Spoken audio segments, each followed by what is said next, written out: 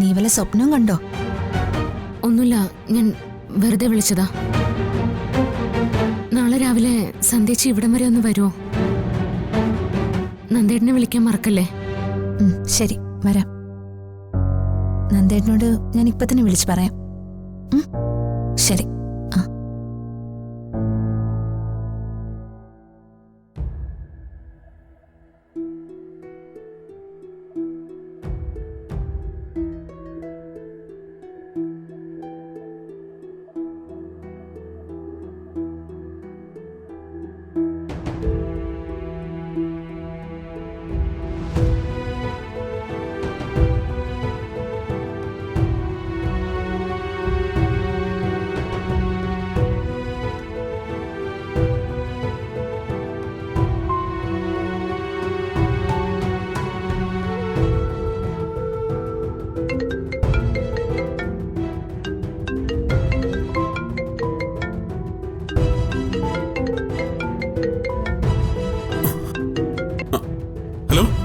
എന്താടോ?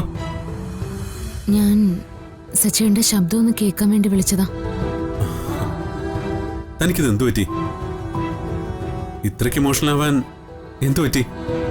ഒന്നുമില്ല, അങ്ങനെ തോന്നി. അത് വെറുതെ.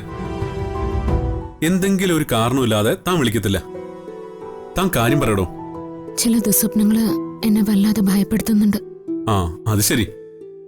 സ്വപ്നം കണ്ട് പേടിച്ചുള്ള വിളിയാണല്ലേ? അല്ല, എന്താ ഇത്രയും വലിയൊരു ദുസ്വപ്നം? സച്ചേട്ടനൊന്ന് വീഡിയോ കോളിൽ വരുമോ? എനിക്ക് സച്ചേട്ടനൊന്ന് കാണണം. തന്റെ ഒരു കാര്യം.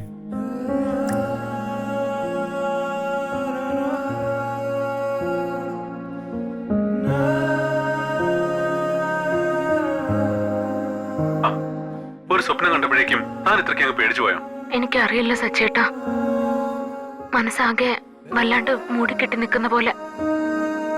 അതൊക്കെ പോട്ടെ, താൻ എന്ത് സ്വപ്നം കണ്ടേ?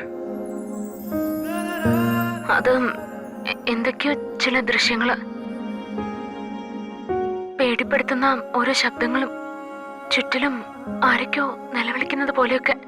കൊച്ചുകുട്ടികൾക്ക് ഇതിനേക്കാളും നല്ല ധൈര്യം ഉണ്ടാവുമല്ലോ. താൻ ഒരു കാര്യം ചെയ്യ്, ജപിച്ചുകൊണ്ട് കിടന്നു. അപ്പോ പെട്ടെന്ന് ഉറങ്ങും.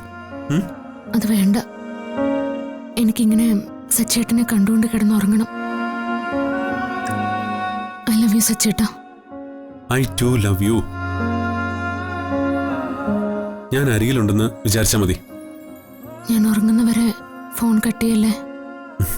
ഇല്ല, താൻ ഉറങ്ങുന്നത് വരെ ഞാൻ കാവലിരിക്കാം. പോരെ? വേണമെങ്കിൽ ഞാനൊരു പാട്ടും കൂടി പാടിത്തരാം. വേണ്ട, എനിക്കിങ്ങനെ സച്ചേട്ടനെ കണ്ടുകൊണ്ട് കിടന്നാ മതി. ഓ, ഞാനേ കെട്ടിപ്പിടിച്ചോളാം. താൻ ഉറങ്ങിക്കോ.